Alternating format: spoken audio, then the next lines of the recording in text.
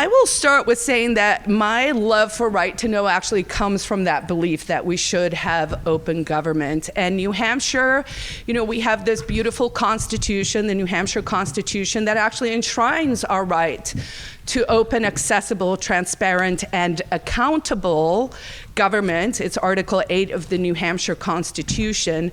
And in my opinion, RSA 91A, which for people who are familiar with the federal FOIA requests, right, the Freedom of Information Act requests, we read about those in the paper.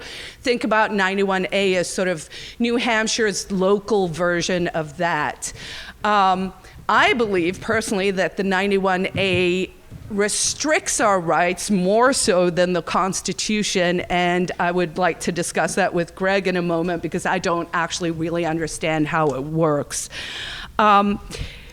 I'm going to start by telling you guys a funny story from yesterday. So I serve on the Right to Know New Hampshire's board. I've been serving there for probably about 3 or 4 years.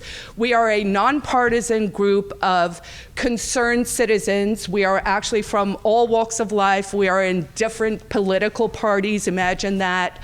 We are just people who have come together on a local level to say, hey, we actually care about this. We want our government to be open and transparent.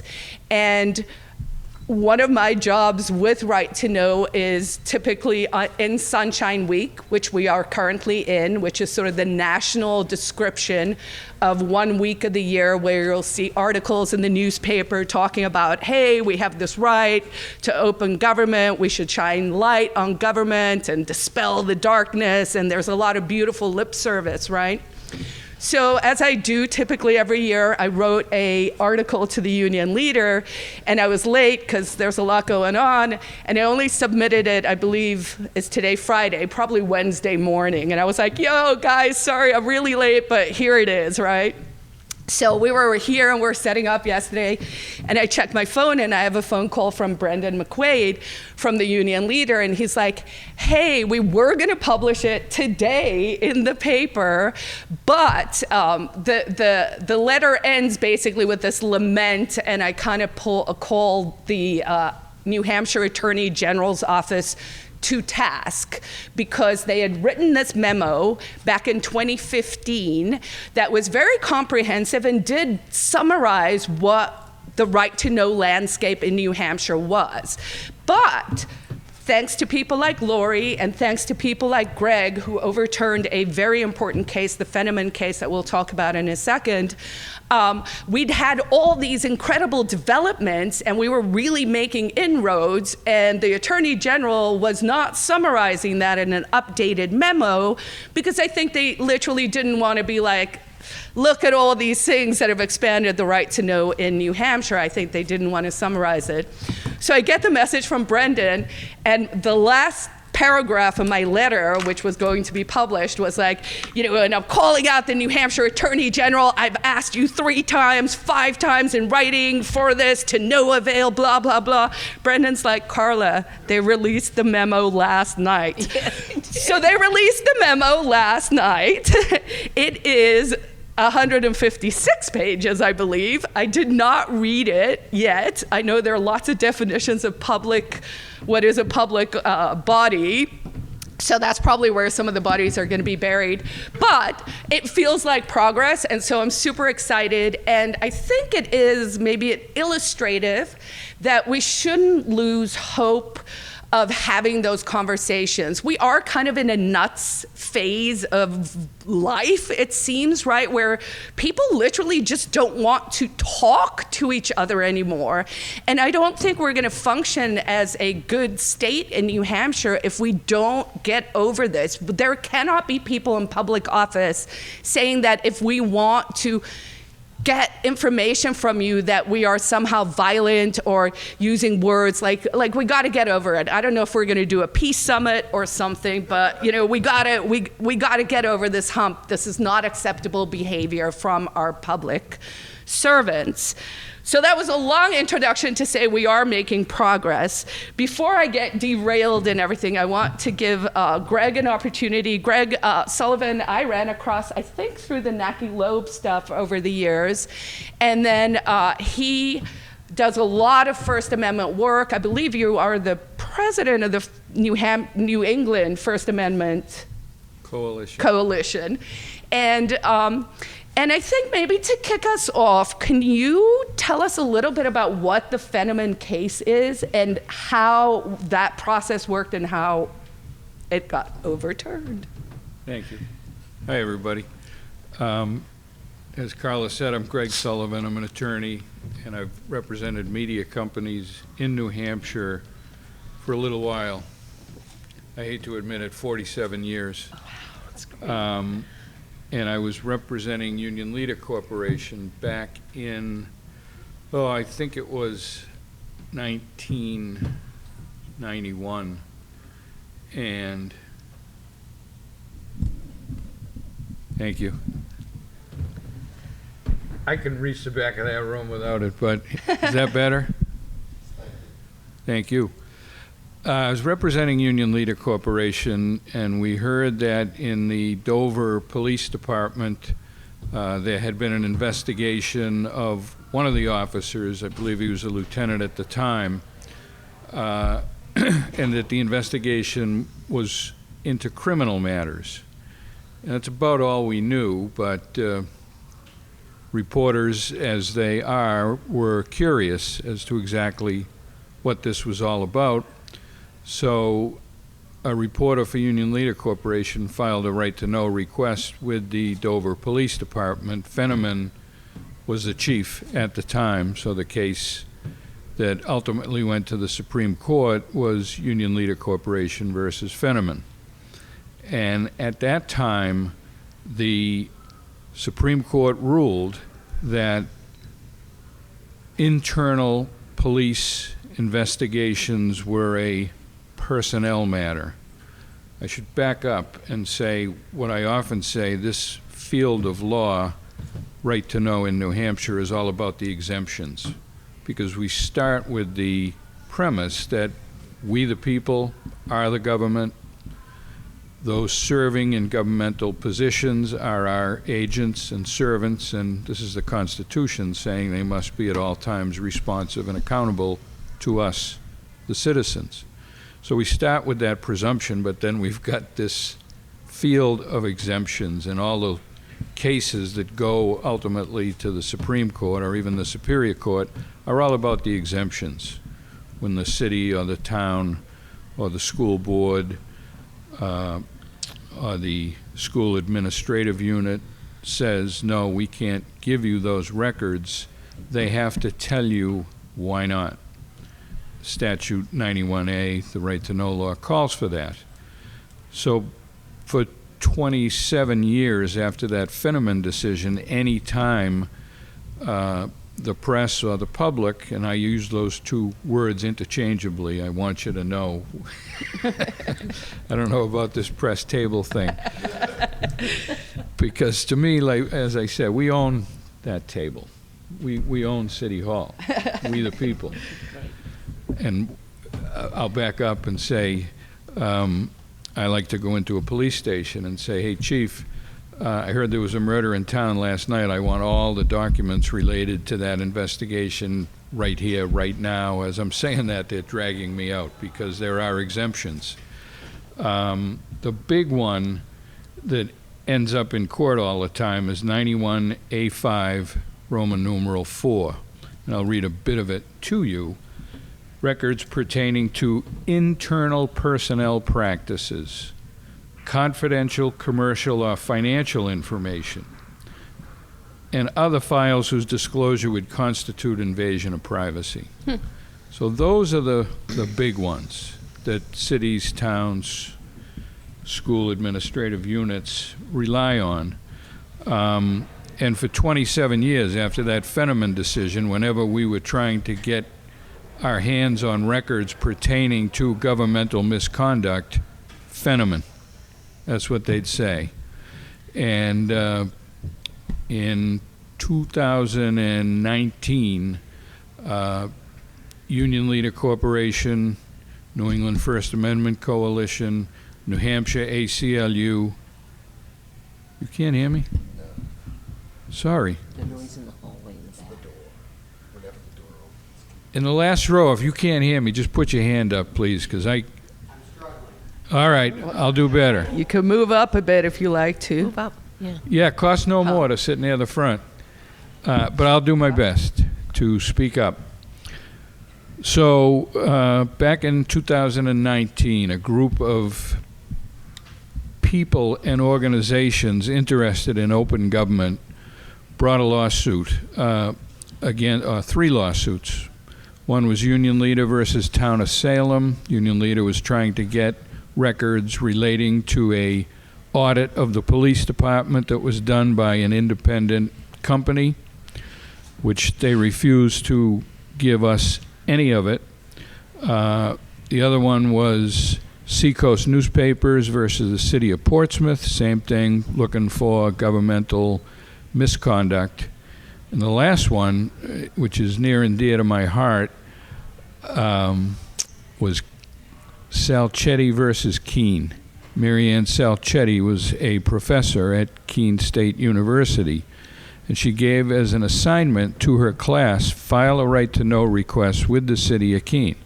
So there were 5 separate requests looking for things like police misconduct records, assessment records, restaurant inspection records. Long story short, the city denied all 5 requests, carte blanche. Nobody's getting anything. Unreal. To her credit, Professor Salcetti filed a lawsuit in the Superior Court, did a good job, but the court wasn't as hip as I think they should have been to our rights. And she asked me to take that case to the Supreme Court to appeal it, and I did. So I was scheduled actually to argue all 3 of those cases back in November of 2019. Union Leader Corporation, that I represented since 1979, got into a legal dispute with Seacoast Media. So I had to tell Seacoast Media I couldn't argue their case before the Supreme Court while that case was pending. So a very sharp lawyer from Nashua, Rick Galliuso, took over that case and argued that one before the Supreme Court. Myself and Gilles Bissonnette, a tremendous warrior for right to know. He's the legal director of New Hampshire ACLU. We argued together I argued Salcetti, and together we argued Union Leader versus Town of Salem. And in May of 2020, the Supreme Court gave us the relief we were asking for. It was huge because it overturned Fenneman flat out. And now, whether it's police misconduct or any governmental actor or agency, the concept is the same. What they do now, they claim privacy of various individuals, and if there's one word you should remember in this field, it's redaction. We can't give you these records because it has someone's identity. Redact it, black it out. It has social security numbers, black them out. We don't need these things that they're claiming are invasions of privacy. But the big one is they were saying, looking into police misconduct, we were invading the privacy of that particular officer. And a concept that I'm pushing in all these cases is it's not just that police officer that we're looking into, it's the conduct of his or her supervisors in terms of what they knew, when, what they did, if anything. So I've got cases now in the Superior Court where we're making those arguments. Something I want to say, and I say this all the time, is that using the right to know law doesn't just disclose records of governmental misconduct. It discloses records of good jobs that governmental agencies and actors are doing. I'm going to give you what I consider to be a classic example. Back in 1995, there was a fellow named Alan Rudman, and he was a lawyer, and his father was a well-known politician. They named the federal courthouse after Warren Rudman in Concord. But Alan was a different fellow. He had been in trouble with the law a number of times in the past. I can say now he's passed away. He had a problem with alcohol. So anyway, he was arrested in Nashua and given a field sobriety test by the arresting officer, and he was charged with operating under the influence of alcohol and speeding. So when his case came to be heard for trial in the Nashua District Court, the prosecutor stood up and said, Mr. Rudman is going to plead guilty to the speeding, and we're dismissing the DWI case. Well, there was a union leader reporter in the courtroom, and there was also a uniformed police officer who jumped up and stormed out of the courtroom. So the astute reporter followed him and said, hey, what's up? And the officer said, that was a political bag job. I arrested that guy. He was legless, and I can prove it because I filmed the field sobriety testing, and they're at the police station. So the reporter made a request from the police department to get that video, and it was denied. I filed a request on behalf of Union Leader to get that video. It was denied. We sued in the Superior Court and lost, basically on the Fetterman case or Mr. Rudman's privacy rights. And we went to the Supreme Court, and in 1995 or 6, Supreme Court ruled that if the information, in this case the video, will shed light on the performance of a governmental agency or actor, then the individual's privacy rights will take a back seat. It's what's called a balancing test. And basically, since 1996, Union Leader versus City of Nashua, often the requester will prevail if it involves the conduct of a governmental actor. Well, so we won. We got the video. They brought it back to Union Leader headquarters and played the video in front of a number of criminal defense lawyers and former prosecutors, and they all said the same thing. Rudman was sober, that the prosecutor did the right thing. So I like to use that example because it shows that getting the records doesn't always involve police misconduct. It can show us that in this case and others, the police did and are doing the right thing. So I've been talking for a long time. 2020 May, the Supreme Court overturned Fetterman in 3 cases. The kids from Keene State University got all the records they were looking for based on the Supreme Court decision. Union Leader got the audit, and Seacoast Media got the records they were looking for. And while everyone correctly identifies those cases as relating to police misconduct, because all 3 involve police misconduct, it's not just police. Those cases stand for any governmental actor who has records or agency that has records. The courts have to balance any privacy rights that are asserted against the public's interest in disclosure of the records. And that's not always easy because they'll give records to the court that are heavily redacted. They look like they come from the CIA. They're just black pages after black pages. We have to argue the public's interest in getting that information without knowing what that information is. But the courts have what's called in-camera review, where the agency asserting the exemption has to submit the unredacted records to the court for review in chambers. I argue, based on a case from 1992, that the attorneys on both sides have the right to be in there when that review is conducted, but I keep getting shut down on that. That may end up at the Supreme Court one of these days. Oh, wow. Yeah. No, the attorneys are in the room. Right. That's the way the Superior Court judges are doing it, despite a Supreme Court decision called In Re Keene Sentinel, where the court said the proper procedure is for the judge to review the documents in camera with counsel present. They're refusing to do that. Sorry, Greg, to interrupt. What is their rationale for that? I wish I could speak for these Superior Court judges, but I can't. I don't understand it. It's Okay. not right. But on the other hand, I will say that over the years, as I said, I've been doing this a long time.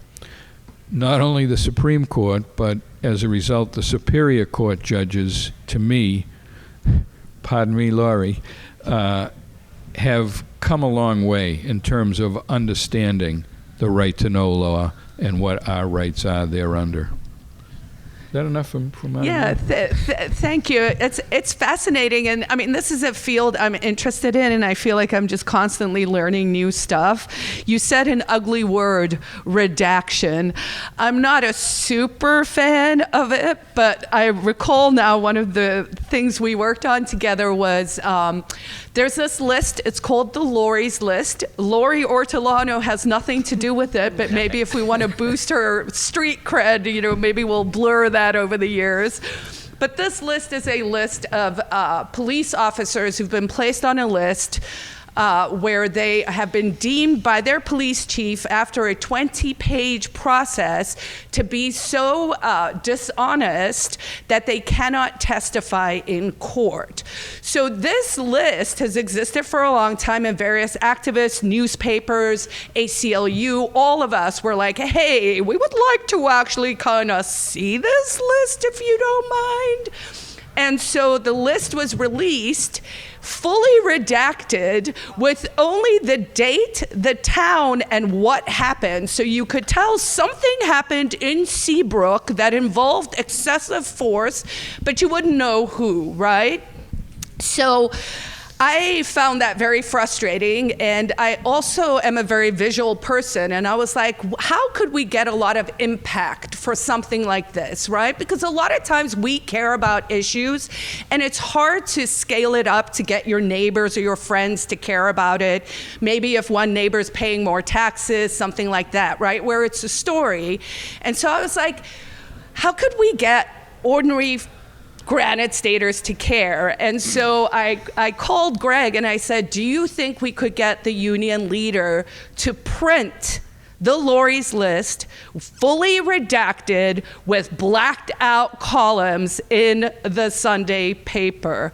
And I forget if it was actually during Sunshine Week, but I believe it may have been, and it's framed and it's on my wall in my office. The union leader, to their credit, because we do believe in free press, printed that. And I got so many emails from random people just going, I didn't understand until I saw this thing. And I was like, why can we not know if these people are our public officials? We need to know, because when you know, you can fix a problem. So it isn't always misconduct, and I'm a big proponent of, if people are doing the right thing, let's give them credit for that as well.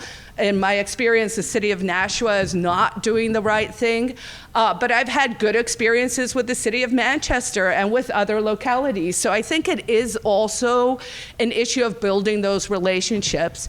Laurie, I'm going to ask you just a left-wing kind of question. What has shocked you the most through this whole process? How about getting arrested?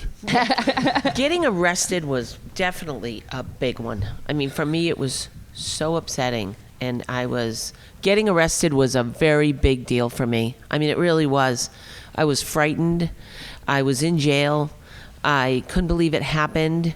I was embarrassed. I felt bad for my husband as a business leader. I was worried about my kid. It just changed my thinking. And my husband, I remember him going to my neighbor's house saying, I feel like I have to hire her a bodyguard. She's going to need somebody with her all the time. And it was so stressful for him too, and so that was the biggest thing. And it made me not go to City Hall often. I was so much more careful. I thought I was safe in the chamber because they televised, but then I had an incident before the cameras were turned on. And I actually bought up like a police body cam, and I started going in with that, and they got angry. They said, you can't have a body cam. And I put a tag on it that said, you're being filmed. And the workers said, we don't want this. I don't want to be filmed. I said, I don't want to be arrested. I mean, so we have to figure this out, but I'm not going to give you information to go report that isn't truthful so that you can meet the expectations of your management to build a new case to come after me again. Because, in a public meeting, they stood up the high-level second down from the mayor lady, and she announced that I had been caught impersonating a city employee trying to get records from a vendor, and they opened a police investigation. And that was announced in a public meeting. And I remember the mayor and the corporation counsel for the city just staring at me, sitting in the back, looking at my expression. And I was upset about that because I felt like that should have been handled in non-public session. That's my reputation. And when I did have a chance to go up and speak to it at the very end of the meeting, I said, where are my rights?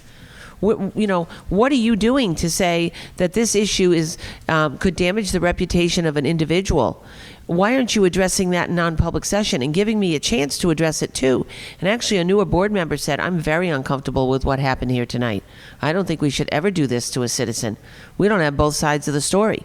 And the very next day, the police went to the vendor and concluded there was no violation at all. But that had been announced. It was already out there, and it was on social media.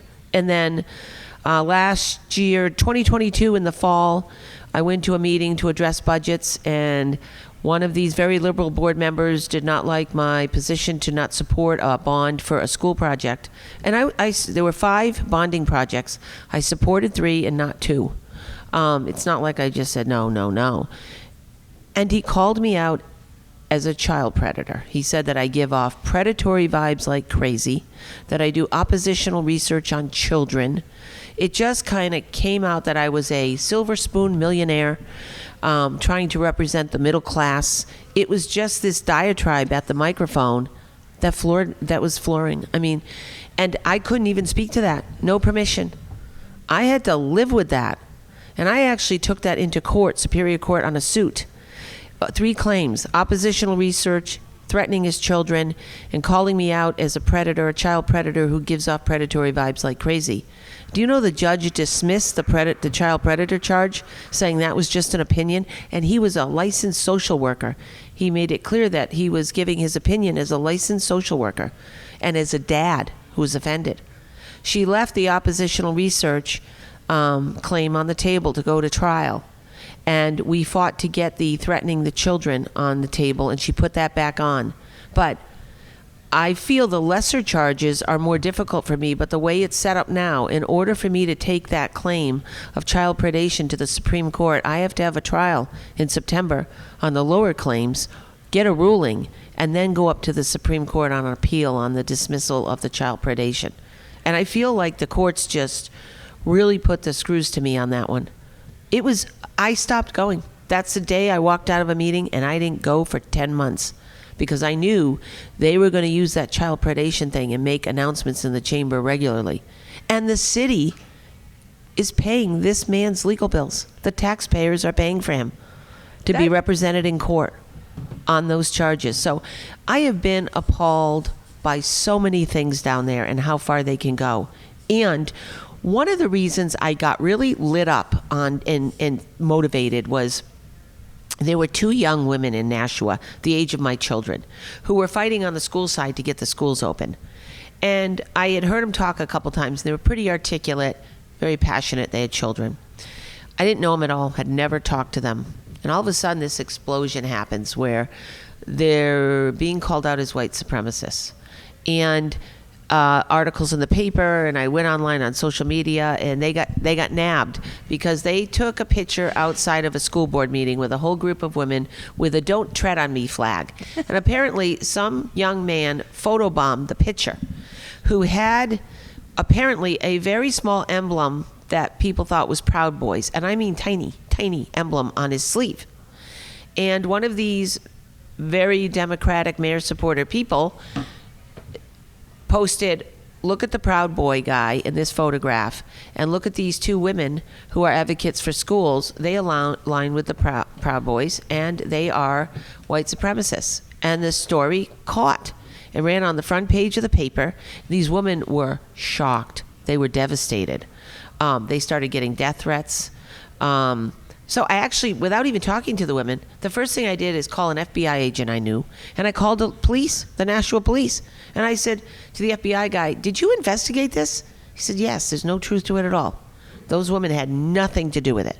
I said, "Did you?" So I called the police, and I talked to 2 officers who investigated, and they said, "This is fabricated by a few representatives in your city, board members, who ran this out to the press and should have never done it, because now it incites, the other side and the white supremacy groups to come to board meetings, make them very tense, protest outside the meetings," which is exactly what happened. And they had to get state police, FBI, local police in droves at meetings for months to try and, calm this down, all because 2 women got nabbed. And they didn't have counsel, and they were told that, what they did to them was okay. You get to live with that. It is to this day hurt them in their employment. And you go online and they're tied to a white supremacy movement. One of these women is really an independent party member. She's a great video person. She does these great videos of Allison Dyer, yes. right? Yes. That young woman is Everyone should follow her on Twitter. Oh my gosh, she's so flippin' really smart. hard. She's such a smart young woman and so passionate about even both sides. She does these wonderful videos. And Laurie, so just because I know we could go into 100 different directions. So just to sum up, so what I'm hearing is the real shock is just at the pettiness. I feel like it's almost the human element, and there is this drive that we've seen, I'm sure, as people in our community as well, where people are trying to tar and feather. There's a lot of misinformation. There's a lot of name calling, and when you break it down to literally realizing, apparently the public space has now become the classroom playground, right? It's almost like X is sort of like where bullies go to yell at each other and stuff. It has become quite ludicrous, right? Like these sort of labeling, right? Someone doesn't like your idea, say, well, I was an anti-apartheid activist. I voted for Nelson Mandela, and I'm frequently called a white supremacist now. And I'm just like, I'm so confused, right? Because it's not even a real label. But what it is exactly the energy you guys felt in this room when she started talking about these uncomfortable things. It's kind of like, oh, we don't want to say these words, white supremacist, predation, whatever. And the question becomes, when the enemies of liberty keep bringing that up as the counter, how can we most effectively counter that? And I believe it's through truth and honesty and data, and therefore, like the 91A is so important. But I want to ask Greg, can you help me understand the tension between the rights we have under the New Hampshire Constitution and 91A, and whether, I like to take big swings at things, just to see what the appetite is out there. And I'm very tempted to bring some kind of constitutional case to actually do away with the whole 91A. I think the whole thing's junk.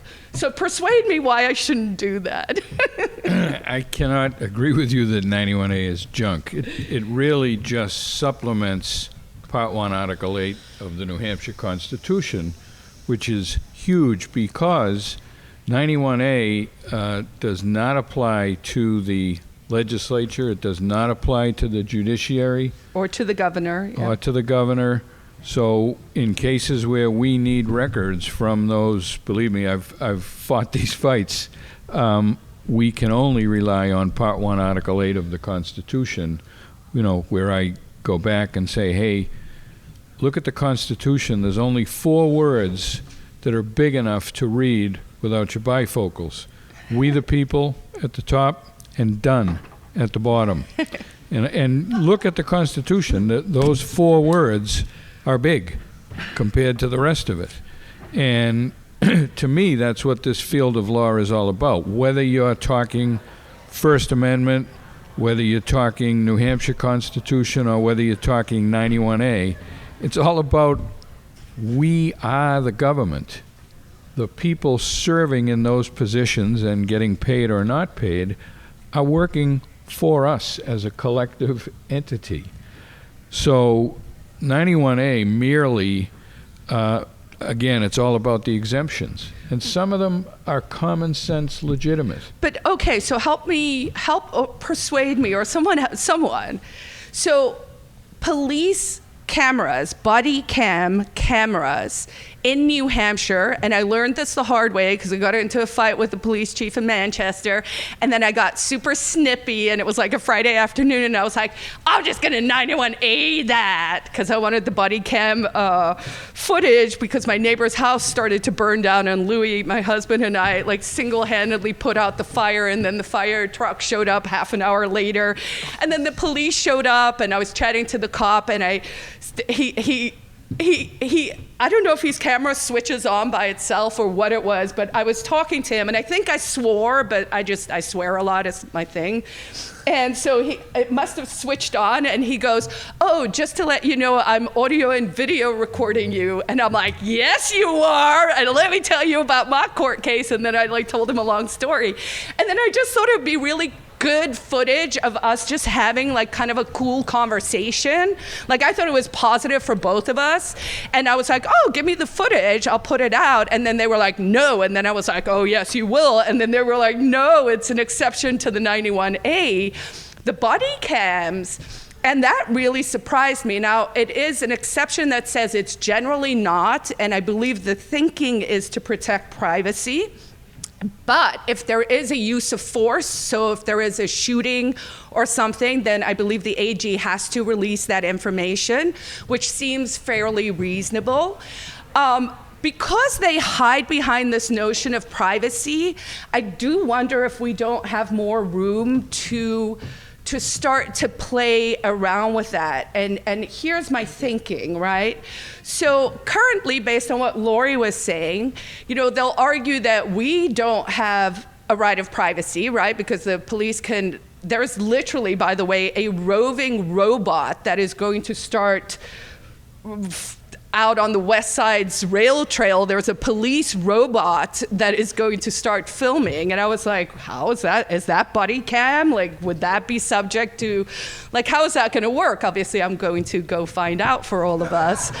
But with privacy, we recently extended, I think, New Hampshire's privacy rights quite significantly. So maybe a couple of years ago, might even be 4 years ago, we had a constitutional amendment in New Hampshire, Article 2B, that basically said that, we have the right to privacy in New Hampshire, and that the government, an inherent right, I won't remember the exact wording right now, but I'm wondering if maybe there's a constitutional way to back into the following.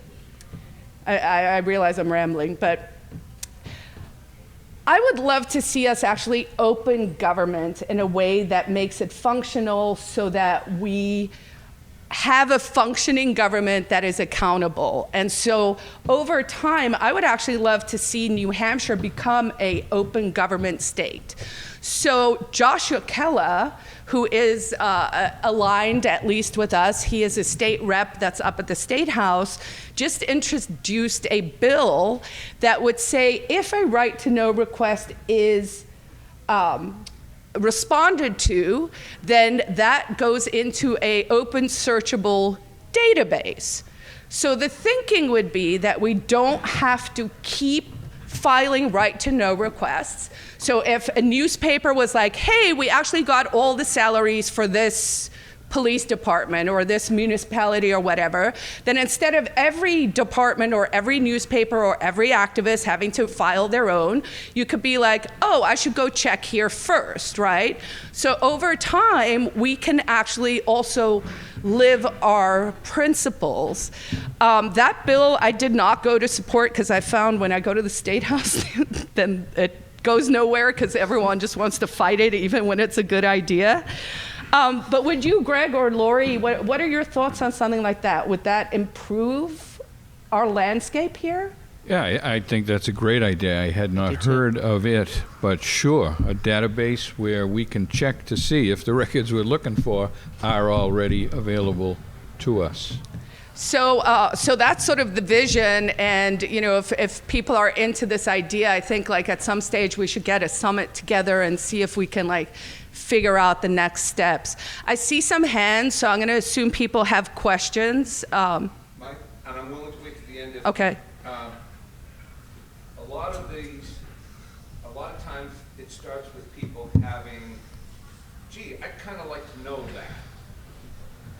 So my question would be, is there some way that a 91A request has to be legally formatted, or does a person just say, write a letter or email to a certain government official saying, I'd like these records, please consider this RSA 91A request? Is there a way it has to be worded to be legally correct, legally enforceable? Can I answer that? No, the quick answer is no. No is right. Just an email. This is a 91A request? You don't have to, you can say that, but even if it's a record, the city will know. If you're asking for a record or document, that's something you're entitled to under RSA 91A. If you don't call out the statute, I still think they have to give you the record. Yeah, of course they do, but a technique that has been developed by some of the reporters that I've represented over the years says, this is a request under New Hampshire RSA 91A. You have 5 days under the statute to give me the records or tell me why you're not giving me the records. If you just look at the statute itself. Yeah. Yeah. And I would recommend, actually, if this is an area of interest, Right to Know New Hampshire has a pretty robust website. It's righttoknownh.com or .org. And there's actually a drop-down where you can go help file a 91A, and it kind of has a template that you can start to use. That's right. To do it. But I do feel like the municipalities are fairly on notice now. I think this has been in the news a lot, and our work really lies in trying to make it less adversarial and helping them understand. It will perhaps it currently feels burdensome because they got inundated by all these requests. More people know about it, more people are using it perhaps. But as we build an open database, that should reduce the strain, right? Because if they've given you the information once, and perhaps, because I'm a glass half full kind of gal, in 10 years they just start to go, actually, we're just gonna put all of this out, and if you don't want your information out there, maybe under 2B it shouldn't be collected, or we all agree we redact names for tax stuff, but everything else is searchable. I feel like there's ways, if we can get over this antagonistic relationship, that the towns and the people should be able to work together to come up with a 21st century solution. Like, we're kind of dealing as if we're still, sending smoke signals. And I'm like, everything is in data now. Can we just figure out better ways to make it available to help people to make sure our government is functioning correctly? Are you guys familiar at all with HB 1002 that was proposed this session? Yes. All right, so this is a terrible bill. Who wants to say how terrible it is? It's basically to introduce use fees for right to know requests. And so what they did is there were a ton of requests. The story I've heard is that this is actually a political response, is what I've heard behind the scenes. So there were right to know requests that were sent to towns in a special election, and it made the town use a lot of resources to fulfill this right to know request, and then the right to know request was never picked up. And so this town went to their legislators and whatever. So they wrote this bill, and then the original said if it takes more than 10 hours to fulfill the request, and that includes time to redact, then you have to pay X amount per extra hour. I think it was $30 an hour. 25. And then it got killed in the House, and I just heard it just got brought back in the Senate.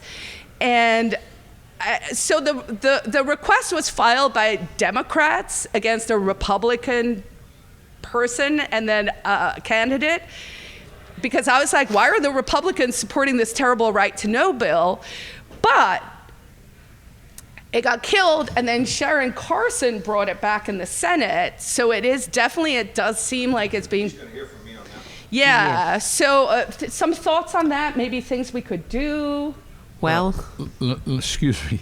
Let me just say that there are a number of organizations, the New Hampshire Press Association, the ACLU, New England First Amendment Coalition, and others who are actively meeting with House members trying to get the bill to be somewhat less onerous than it has been drafted.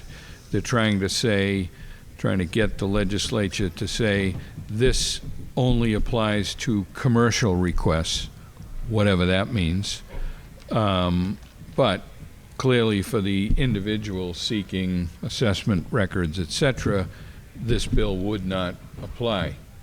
They're now trying to reduce that 10 hours to 3 hours. Ooh. So we're negotiating, and we're in a worse position than when we started. that part isn't good. Yeah, but They reduced it to commercial, correct? Yeah. That's the proposal from these groups that are actively meeting on an almost daily basis with certain legislators who are instrumental in bringing and advocating for this bill. It is definitely an ongoing process. And I heard just a couple nights ago there was a Zoom meeting with a team of interested parties, those against it, and they've amended it again to the hours aren't fixed for some reason. The amount of hours before you start charging fees seems to have slid off the table, but they are added the FOIA language where if the request is a public interest request, that it would be exempt from fees. Now, I do not like the bill, especially being from Nashua and fighting the way I've fought. I had a records request in starting in 2018 to get what's called federal funding emails to construct our arts center in Nashua. We did a new markets tax credit funding program for federal funds, and it was all done behind closed doors and back door. And I didn't think it was legal, so I put in a request for all of these emails. They had 1,200 emails. They said, we'll get them out to you. We'll keep you up to date. That was in August of 2022. By February, I said, hey, it should be done. What are you doing? And I haven't been given an update. They came back and said, oh, we found 1,800 more. And, it's going to take us 4 years to give them to you. So I've been on a 2-year quest now. I tried to get it before the court to expedite it. They wouldn't expedite it. They wouldn't give it priority. Temple rolled it into a case that's taking me 2 years to get through. Folded it into a big trial. I withdrew it myself, and another group of citizens are filing it today to get all of these delay of records and redactions done. But that kind of case would cost me, I think the city would charge me $20,000 for those emails. But I think they're public interest. But you know what that whole language does? It drives you back to court to fight with a judge. And Nashua drives me to court all the time. So I don't like any aspect of it because I think it's going to hurt the little guy like me trying to get records in governments that want to be very oppressive and restrictive. Yeah, I do think HB 1002 should die a fiery death. And, if there are concerns, there's probably a way to address it. But I don't feel like this bill is it at all. If it's interesting because in some ways it does introduce a use fee. And I, as a staunch libertarian, am kind of like, well, maybe we do want to switch to use fees. But I'm like, well, if you're going to start charging me for my right to know requests as a use fee, I would like to see a commensurative reduction in my property taxes. Thank you very much. So I think there's going to be work here to be done, and hopefully it doesn't proceed, but it sounds like there's some calls I should be getting on. We have been, Right to Know has been involved. Catherine Coco has been leading the charge there. Yep. So people can get involved that would actually be helpful, or organizations they might want to join. I'll do a shout out for Right to Know New Hampshire. We meet once a month. It's the third Saturday of the month, 9 to noon-ish. It's a Zoom call. But maybe some thoughts on just quickly, everyone's really busy today. Our lives are packed with our work and family activities. I think the simplest thing to do is pay attention to your local government at whatever level you can. Pick one area, one body, and start looking at it. If they televise, watch some of the meetings. If they take a look at minutes, start to understand your budgets. I mean, I think it starts at the lowest level, which is your local government. And frankly, I always feel that should be the least political. Your interests are there because you live there, you pay your taxes there, you raise your families there, and it shouldn't go farther than that. So I say if there's any way to get involved, get involved locally. And I'm an advocate for Right to Know New Hampshire because I love those meetings. They're so friendly and there's such a diverse group of people in them, and we have a common bond and we share a lot of great ideas. There's some really smart people who dial in and speak, and I always just learn so much in those meetings, and it gets me thinking about I'm going to write my next Right to Know. So yeah, start at home. Local, which is, of course, something we believe in. We'll get to questions in a second. I want to make sure Greg gets an opportunity. Yeah, wouldn't I be in trouble with my board if I didn't talk about the New England First Amendment Coalition?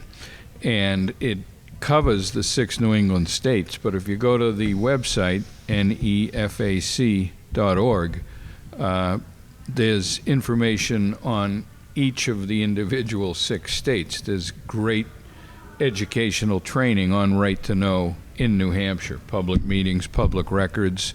You can really get lost in the NEFAC website, and it will indeed bring you as local as you need to be in New Hampshire. Fantastic. Can I just say one quick thing? Yes. Nacke Loeb School of Communications Yes. has free classes, and Attorney Sullivan is a teacher there. I'm in trouble for not saying that. And I don't want to skip them because they're free classes, and I've dialed in, they're an hour and a half, 2 hours in the evening. They're free. They're really interesting classes, and you dial into one of those, you get to ask questions, the slides are up, they give you the information.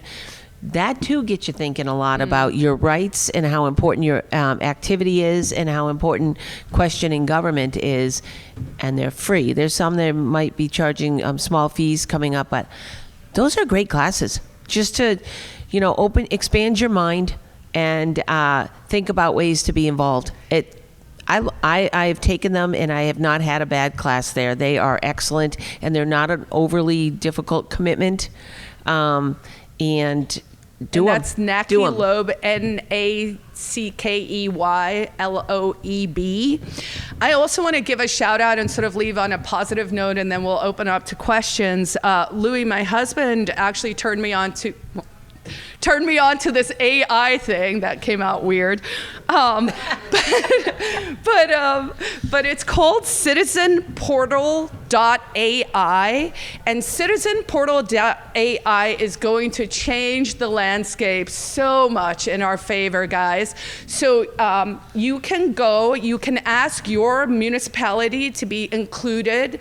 We asked for Manchester to be included. It scrapes all the public meetings, including videos, and you can search by terms. So you can go to Manchester City's data and search for dollars and see every time the city alderman or anyone in that meeting talked about dollars, or you can search for your name, or you can search for whatever. So we now have the tools that we need, so we should be encouraging them to record their meetings, and then every single person who lives in a different place, go find that on citizenportal.ai and get your town on that program. All right, three questions. Real quick, if I may, just back to the Loeb School for a minute.